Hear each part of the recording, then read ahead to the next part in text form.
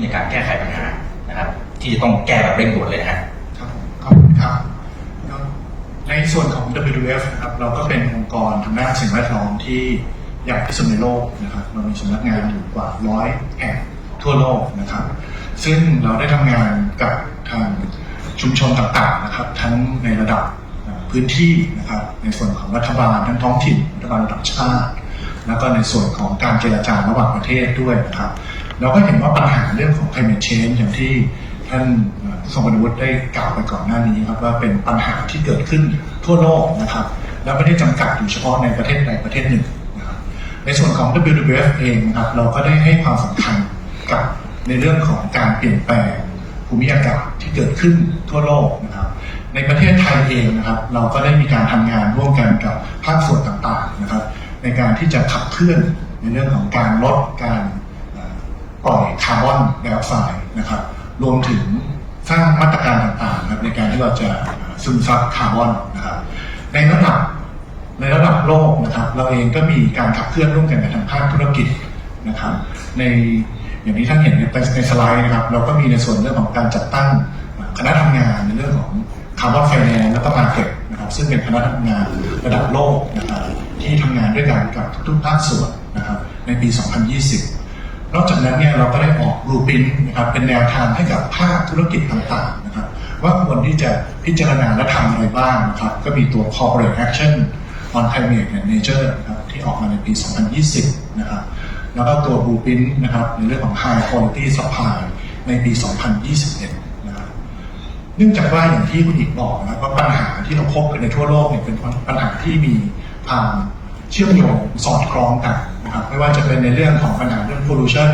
นะครับปัญหาเรื่องของความหลากหลายทางชีวภาพที่ได้รับผลกระทบปัญหาเรื่องของความยากจนปัญหาเรื่องของการพัฒนาและความขัดแย้งต่างๆที่เกิดขึ้นนะครับดังนั้นในการทำงานของเราเนี่ยเราก็จะสามารถที่จะมองประเด็นที่เชื่อมโยงกันกับสิ่งแวดล้อมนะครับอย่างเรื่องที่เราพูดถึงเรื่องของการพัฒนาเรื่องของพลังงานนะครับเราก็พูดถึงเรื่องของสิ่งแวดล้อมด้วยครับว่าการที่เราจะได้มาซึ่งพลังงานที่ท่านหมอชโยธินได้พูดไปนะครับว่าในประเทศไทยก็มีแนวคิดว่าจะใช้ renewable energy มากขึ้นนะครับซึ่งตรงนี้เองเนี่ยก็เป็นความท้าทายของภาคส่วนต่างๆด้วยเช่นกันนะครับว่าเราจะสามารถทำงานด้วยกันได้อย่างไรแต่ว่าในบรรยากาศของวันนี้ที่เราได้มีการทำงานกันในระดับรัฐบาลกับรัฐบาลอย่างที่ของสหรัฐอเมริกานะครับกับประเทศไทยในส่วนเรื่องของภาคธุรกิจนะครับไม่ว่าจะเป็นของอเมริกันกับประเทศต่างๆกับประเทศไทยนะครับแล้วก็ภาคประชาสังคมที่ทำงานด้วยกันเราก็จะมีแนวคิดที่ทำให้เห็นว่าการทำงานในส่วนนี้นะครับเราสามารถที่จะมองความเชื่อมโยงและการทำงานร่วมกันเป็นหลักขอบคุณครับซึ่งจริงๆเมื่อสักครู่นี้ก็จะมีหลายคีย์เวิร์ดที่น่าสนใจนะครับทั้งเรื่องของคาร์บอนไฟแนนซ์นะครับหรือว่าจะเชื่อมไปจากในช่วงแรกเรื่องของคาร์บอนออฟเซตติ้งต่างๆนะครับว่าจะแก้ไขปัญหาอย่างไรทีนี้จะว่าเรามีสปีกเกอร์ค่อนข้างจะหลายท่านนะครับเดี๋ยวขออนุญาตไปท่านถัดไปก่อนนะครับสำหรับนะครับทางฝั่งของตลาดหลักทรัพย์แห่งประเทศไทยเนี่ยก็ต้องบอกเลยนะครับว่าทางดร.สรพลเองแล้วก็รวมถึงทีมผู้บริหารก็เน้นนะครับเรื่องของทั้ง ESG เรื่องของ sustain นะครับเรื่องของตัวแก้ไขปัญหาสิ่งแวดล้อมเนี่ย climate actions เราทำมานานมากแล้วไม่ใช่เพิ่งจะมาทำนะครับแต่ด้านหนึ่งทางฝั่งของบริษัทจดทะเบียนนะวันนี้ผมมีรายชื่อนะครับก็อาจจะมีหลายท่านเหมือนกันที่เป็นผู้บริหารเขาบอกว่าอาจจะเป็นฝั่งของต้นทุนนะครับในมุมของนักทุนบางส่วนก็จะบอกว่าถ้าลงทุนระยะยาวในกลุ่มที่เกี่ยวข้องได้ผลตอบแทนที่ดีจริงไหมเป็นการกระจายความเสี่ยงจริงหรือเปล่านะครับแต่ทางฝั่งของตลาดทรัพย์แห่งประเทศไทยก็ยังเน้นแล้วก็ยังผลักดันเรื่องนี้อย่างเต็มที่นะครับทำอย่างไรให้ทางด้านของตัวเนี่ยทั้งสองฝั่งเขาสามารถมองเห็นปัญหาเนี่ยและร่วมกันแก้ไขปัญหาแล้วก็มองข้ามสิ่งที่เป็นความท้าทายที่เขาอาจจะมองเป็นข้อจำกัดอยู่ครับผมว่าในบทบาทของตลาดหลักทรัพย์นะครับในฐานะเป็นอินฟราการนะครับของตลาดทุนเนี่ยเราก็ต้องพยายามจะยกระดับของทั้งอีโคซิสเต็มนะครับในเรื่องของความยั่งยืนเนี่ยให้พัฒนาไปพร้อมๆกันนะครับเมื่อกี้คุณอีกบอกเนี่ยชัดเจนเลยนะครับในฝั่งของบริษัทเองเนี่ยเดิมเนี่ย perception คือเรื่องนี้อาจจะไม่เกี่ยวกับเรื่องกับธุรกิจของเขานะครับหรือมองว่าการทำในเรื่องของความยั่งยืนเนี่ยเป็นต้นทุนผมว่าเดี๋ยวนี้เนี่ย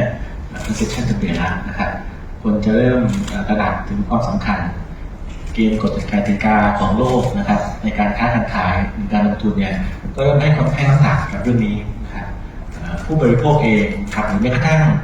พนักงานนะครับก็ให้ความสำคัญกับบริษัทที่ใส่ใจในเรื่องของสิ่งแวดล้อมในสังคมนะครับ อันนี้ก็เปลี่ยนไปแล้วเราจะทำไงให้บริษัทเนี่ย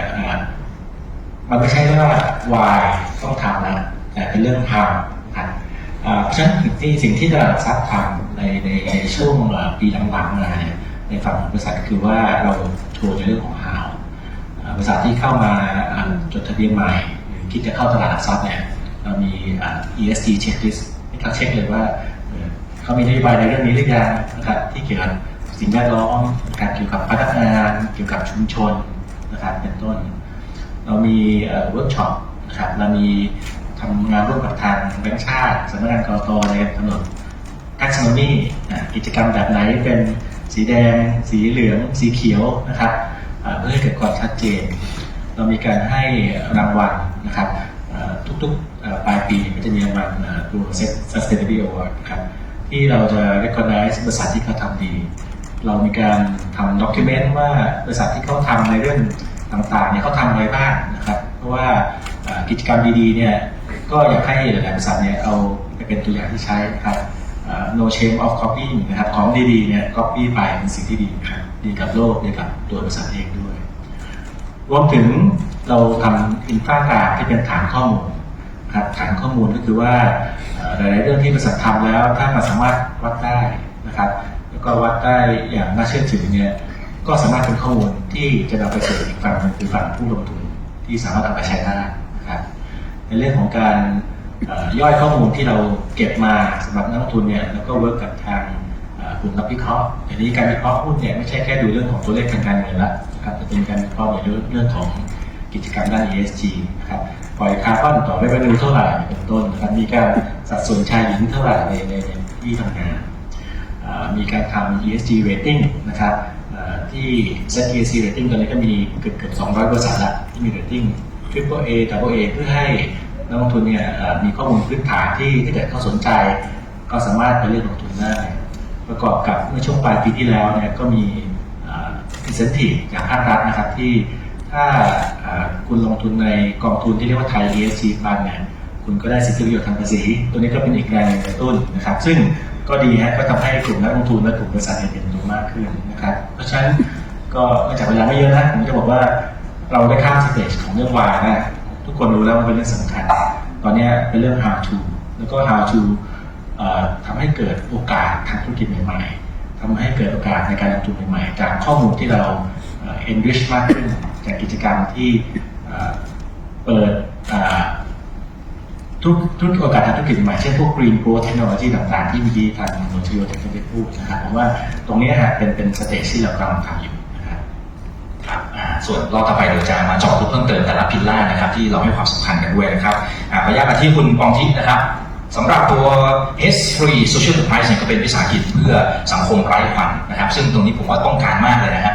ในสภาวะที่อาจจะเจอเรื่องของ PM 2.5 ในบางส่วนนะครับแล้วก็มีเป้าหมาย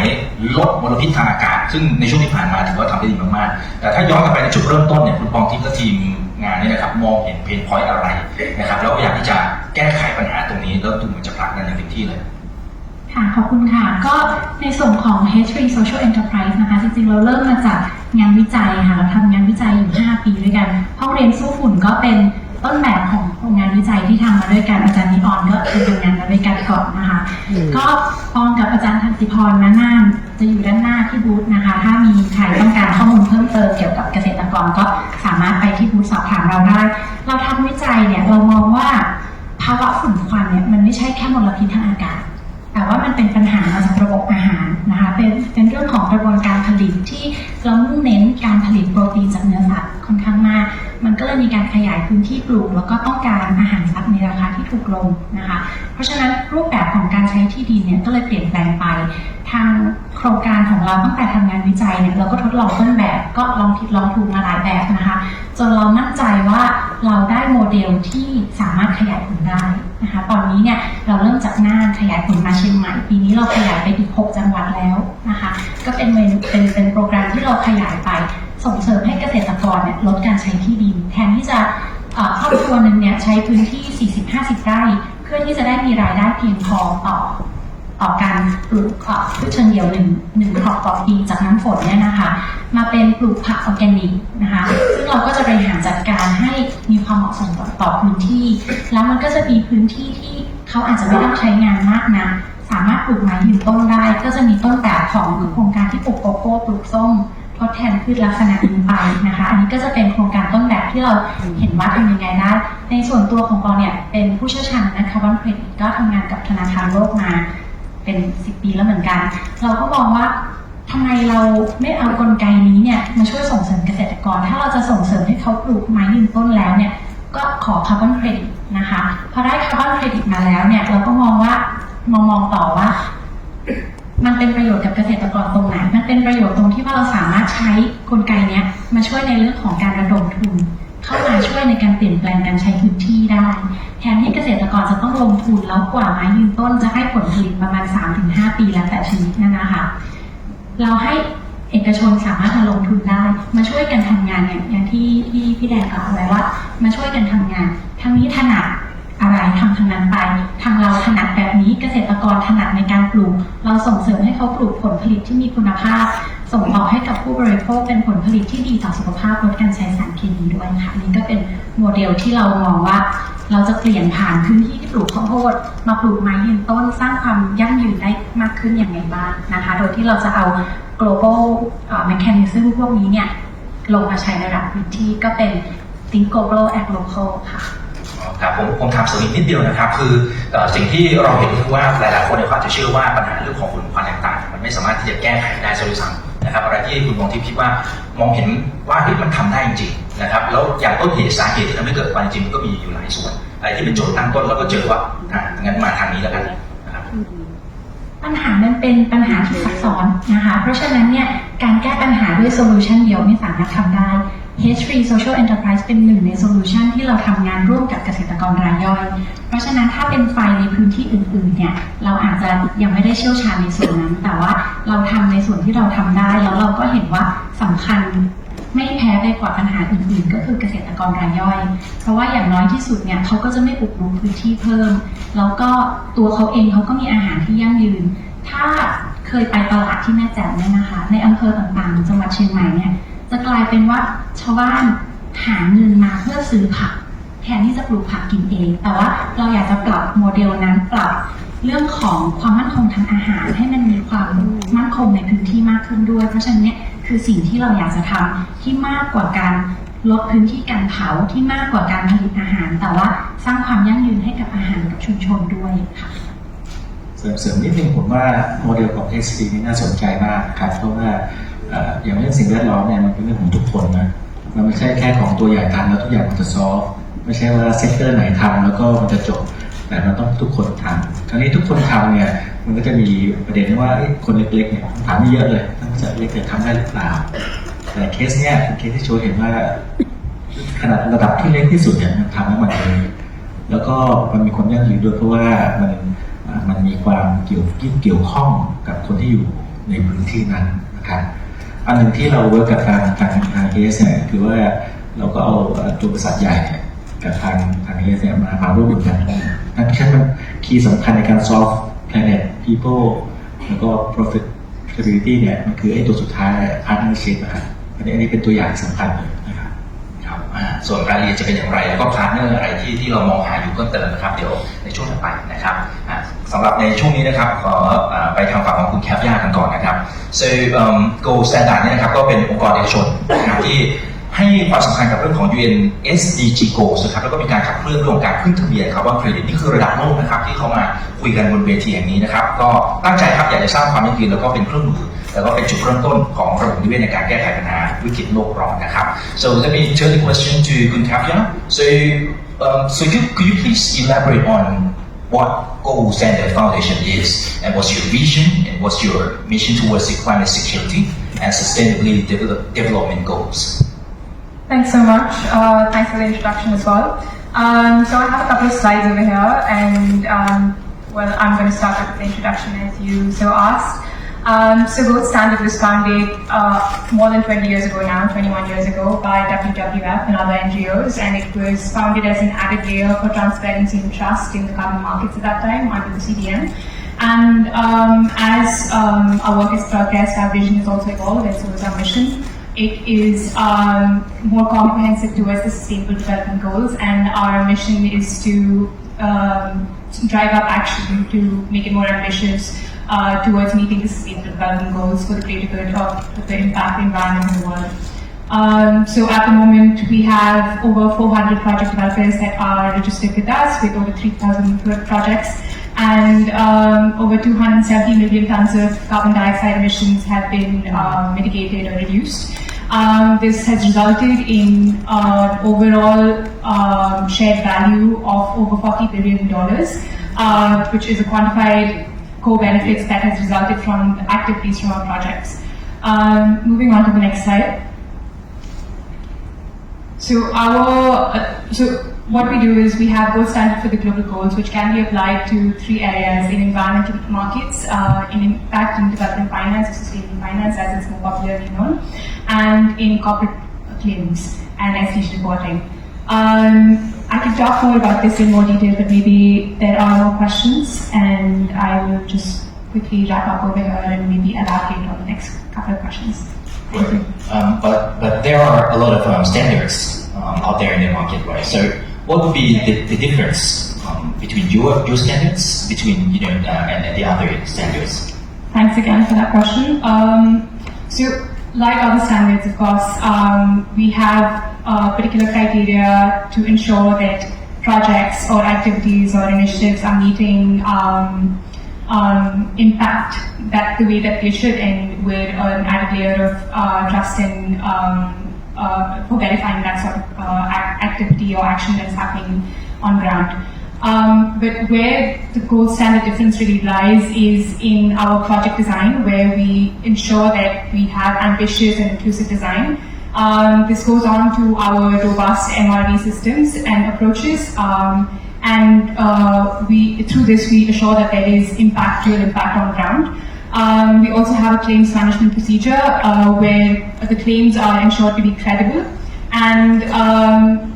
this also feeds into our governance structure that currently exists, which constantly looks at evolving structures in the market, developing structures in the market, and ensures that things with the evolving structure of the market, there are changes that are made in our gold standard process that ensures this cycle keeps going in a positive way and there's real impact on ground. Moving on to the next slide. Through this process is the last slide that I talked about. We see that we have greater impact and value through our mandatory and verified SDG contributions. You see this through our values of carbon credits in the market. They usually sell for a higher price. There's a market trust in the brand, considering we've been around for over 20 years now. And we've been around for 20 years because of our expertise and our success in the market, which is the impact that is being done and which is happening on communities on the ground. There's also environmental integrity, which is at the center of our work, and this is ensured through eligibility criteria and conservative methodologies that ensures that the projects that are being implemented on ground are being held to a higher standard and are also having a higher impact than most. So the stringent criteria of environmental integrity is quite central to our work. We also have rigorous stakeholder inclusivity and safeguarding principles, which ensures that if there were anything to go wrong, we already foresee it and we have procedures to ensure that these things are addressed and taken care of, and also robust grievance mechanism which feeds into this structure. And also we have a 20% contribution for a pool compliance buffer, which ensures or addresses challenges in the forestry area, which, unlike other standards, remains untouched even after the crediting period of the project. Moving on to the next slide. So and this is really reflected through the shared value that is created. You'll see on the slide that forestry has a lot of impact, and renewable energy credits and renewable energy activities, they ensure that countries, for example, they don't have to depend on other exports of fuel or energy. So it ensures greater independency in energy generation, for example. So you can see that there are impacts on ground on the community as well as at the national level, and this has resulted in creating a shared value, as I talked about before, of over $40 billion. And this is sort of a quantification of how the project has impacts on the community, on the environment, on security of energy, for example. And this is done through our focus on different sustainable development goals. For example, we require each of our projects to meet at least 3 sustainable development goals, and often we need more. And one of them is climate action, which is our central mandatory sustainable development goal that must be met at SDG 13. These 2 pictures in the slide, they're taken from projects that had impacts on communities. The first one on slurry used as fertilizer in Indonesia, and the second one on cook stoves in Ghana through a project that is quite well known. Moving on to the next slide.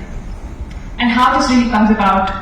I alluded to before as well, but how this really comes about is through our principles and requirements. Like I said, we have a couple of standard principles and requirements, which most standards usually do. And then over and above that, we have certain things that are unique to gold standard. For example, the gender equality requirements, which no other standard does have at the moment. Our safeguarding principle assessment, which is very different from, which has additional features that make it very different from other standards. The thing I talked about with requirements for at least 3 SDGs. And we have a continuous input and grievance mechanism, which is unique to gold standard at the moment. So through these areas, and also differentiated claims. So through these areas, we ensure that gold standard is having impact, real impact on ground. And because of this, we stand out from other standards in this way. And because of this, our credits also are valued higher in the market, and we have garnered such trust in the market for these reasons. I think this is the last slide for that question, but in case there are more, I will. Thank you. Thank you very much นะครับก็เดี๋ยวผมสรุปสั้นๆนะครับก็สิ่งที่เราเห็นก็คือทางฝั่งของ Gold Standard เนี่ยก็ถือว่าเป็นในองค์กรนี่คือองค์กรระดับโลกนะครับก็สนับสนุนเรื่องการลดการปล่อยก๊าซเรือนกระจกนะผ่านการขึ้นทะเบียนแล้วก็การซื้อขายพวกคาร์บอนเครดิตนะครับหรือต้องมีการขึ้นทะเบียนแล้วก็ผ่านการรับรองตัวมาตรฐานแล้วก็สิ่งที่เราเห็นก็คือว่าทางฝั่งของ Gold Standard เองเนี่ยเขาอยู่ในวงการนี้มานานกว่า 20 ปีฉะนั้นจะได้เรื่องของแบรนด์เรื่องของ trust นะเรื่องของความไว้วางใจนะครับแล้วกระบวนการเมื่อสักครู่นี้ที่คุณแคปย่าได้เล่าให้เราฟังนะครับจะเห็นว่ามันผ่านกระบวนการคิดผ่านกระบวนการในการสกรีนเนี่ยค่อนข้างจะเยอะเลยทีเดียวตั้งแต่ต้นน้ำกลางน้ำถึงปลายน้ำแต่ก็สร้าง impact ได้เยอะพอสมควรนะครับไม่ว่าจะเป็นในเรื่องของโปรเจกต์ต่างๆนะครับที่อย่างตอนนี้ที่ทำอยู่ก็ 3,000 กว่าโปรเจกต์ใน100 กว่าประเทศนะครับแล้วก็ลงลึกนะครับไปช่วยในเรื่องของตัว community นะครับคนตัวเล็กๆต่างๆก็ได้ประโยชน์ด้วยนะครับแล้วก็ในโลคอลในแต่ละประเทศที่มีทั้งอินโดนีเซียกาหน้าเดี๋ยวในสไลด์ถัดไปเราจะพูดถึงในประเทศไทยด้วยนะครับว่าเขาทำอะไรนะครับแล้วได้ประโยชน์ในมิติไหนบ้างหรือถ้าเป็นในเชิงของเม็ดเงินก็40,000 ล้านเหรียญคูณเป็นเงินไทยเนี่ยคูณไม่ถูกเลยนะครับนั่นคือประโยชน์ที่ได้รับในช่วงที่ผ่านมานั่นเองแล้วก็ช่วยลดเรื่องของคาร์บอนได้เยอะเลยทีเดียวนะครับโอเคนะครับสำหรับคำถามถัดไปนะครับก็จะขออนุญาตนะครับเรียนสอบถามทางด้านของคุณโก้นะครับในมุมของตัวซอฟต์โคกรุ๊ปซึ่งถือว่าเป็นอีกหนึ่งบริษัทระดับโลกเลยนะครับที่ดำเนินการให้คำปรึกษาร่วมกับหน่วยงานต่างๆทั่วทุกมุมโลกนะครับทั้งภาครัฐแล้วก็ภาคเอกชนด้วยก่อตั้งมาตั้งแต่ปี 2006 แล้วนะครับ Soคุณอิงโก้ So could you please begin by giving a brief introduction to your company and also the vision and mission for changing the future of the world through the climate action initiatives. Yeah, thank you very much. Thank you for having me. Next slide, please. So South Pole is a user of all the different carbon standards that are in the world. And on behalf of our clients, we develop and monetize their projects. We also have an advisory practice where we work with companies on their overall climate journey. And we are doing that on a global basis in over 30 offices with over 1,000 people. Next slide. I personally have been in Thailand for 18 years in the carbon market, and it's roughly also carbon market has been, maybe I just talk about this. We measure our success and impact. And so we track not only our impact in relation to carbon emissions removed, but also in terms of the other SDGs that are also very important to the gold standard. So we are kind of like responsible for 200 million tons of emission avoided or removed, which is about roughly the ambition level of Thailand in terms of emission reductions by the year 2030. So it looks big, but in terms of total overall global scale or what is needed, it's still a drop in the bucket. Just for your information, the carbon market today is basically covers 2% of the overall ambition that we need to move to this 2-degree scenario. So it needs to grow massively in order to create the impact at the scale we need it. But we've made a start, and I'm very committed to keep on going. Now, let me talk about Thailand. So as I said, next slide. So we've been in Thailand since 18 years. And I want to share 2 success stories that the carbon market has created in Thailand. The first story goes back all the way to 2008-2012 period, when we had the Clean Development Mechanism under the Kyoto Agreement before Paris, where we had a robust regulatory environment and prices in the carbon market for carbon credits at 7 to 14 euros per ton of CO2 avoided. And this price signal allowed us, together with others in the market, to completely transform the Thai starch industry. There are, I think, roughly 90 starch plants that have been producers of this massively poisonous wastewater, very high organic loads. Over 80% of those have been then invested in biogas to process that wastewater, take out the organic load, make energy, useful energy, transforming the industry. And it was triggered by carbon finance, and this is like a long time ago. It's a story that's not told very often, only kind of like for insiders. Now, the second one is a very recent story. It's about the introduction of electric buses into the public transport system of Bangkok. You might have seen the dark blue Thai Smile buses that are increasingly driving around. That was financed through carbon finance in an agreement between Thailand and Switzerland that was concluded. It was 5 years negotiated. It was concluded in 2022 and delivered the first carbon credits under the Paris Agreement in the world at a price above $30. Again here, what is key to value? The key to value is the solid recognition on the regulatory side by 2 governments who says, you know, we stand behind this. We recognize these carbon credits in our respective national accounting systems. So what's important here, and I think that's not often understood, is what we've experienced in the last few years is a complete transformation of the carbon market, where we have now a situation where every country has a carbon budget, including Thailand, and carbon credits are a tool to allow countries, but also companies, to meet their carbon targets. So it's a very different game. Now, when we talk about what does the future hold, so these are 2 success stories. Thailand as a country is a leading country in this next generation carbon market. And what we are very actively working on now is, creating the next success story for Thailand. And that is basically very much aiming to make sure that carbon markets are integrated into the NDC achievement plan of a country. That they can be used to implement and track how far a country has come in achieving its NDC. So I just pulled up these metrics. I was not able earlier to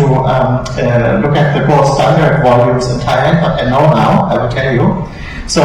we have now, unfortunately this is not too far for me to read, but so we have a target of reducing 100 million tons of CO2 compared to baseline by 2030 in Thailand. That is now distributed across different sectors. So we know exactly how many emission reductions should come from power, transport, waste, industry, and agriculture. And how much of that has to be achieved through domestic efforts versus through internationally supported efforts. We have those metrics. Then I've just basically tracked, so how many carbon credits were delivered, for example, in 2021. That's last year where we have like a complete view. And we have, just talk about power sector, we have about 2.4 million tons of TBERs from power sector and energy efficiency. We have 0.44 million tons from Vera. We have 0.23 million tons from gold standard. That's actually across all categories. And we have 1.2 million tons delivered from iron, another environmental commodity. That's managed by IGAT here in Thailand. The interesting thing is, I also looked up what is the total emission reduction of all renewable energy produced in Thailand. And that number is 11.5 million tons. So just a quick information is, so Thai renewable energy producers have produced 11.5 million tons of emission reductions, of which only 4 million have been claimed as environmental commodities. That means there's a bunch of renewable energy producers in Thailand that have failed or forgot or overlooked that there's a value in what they're doing. The environmental benefit of what they're doing, they have not been paid for. So it's kind of like, and what is that a signal of? It means that the market is still so poorly understood, or its value, it's perceived as so low that people are not going for it. And that's what we fundamentally have to change. Another fun fact is the emission reduction that is attributable to Thailand as a result of imported renewable energy. All of the hydro from Laos, for example, has delivered an emission benefit of 18.5 million tons. So Thailand actually really needs to say thank you very much to Laos, to Myanmar, because there was a free environmental benefit that was produced in neighboring countries to support the implementation of the Thai environmental target. Well, that's something very interesting to think about. So if you count everything, and then you see the achievement levels across different sectors, Thailand is doing very well on renewable energy. In terms of transport, not so well. Industry and agriculture, I think we are just getting started. Very interesting in waste management. Thailand is already using the carbon market to meet its NDC. So that's interesting, right? Overall, Thailand has reached today, if you're just counting the known numbers, there are some unknowns, has roughly achieved 18% of its NDC 2030. Considering that it's 2024 and that the numbers are from 21, I think, it looks not too bad, it looks on track, right? But going forward, what we need to do is boost the value of the carbon market in Thailand. And that means emission reductions that contribute to the Thai target. And how do we do that? And here's my view that in this world that we live in, the most important value driver, and we've seen this from past experience, is that carbon credits in Thailand exist in a regulated environment, a well-regulated environment. And here I mean environmental regulators, but more so financial regulators. That's why it's important, for example, and that's why I'm so happy to be here. This is also why I put this in the presentation. The next generation carbon credit will be one that is SEC regulated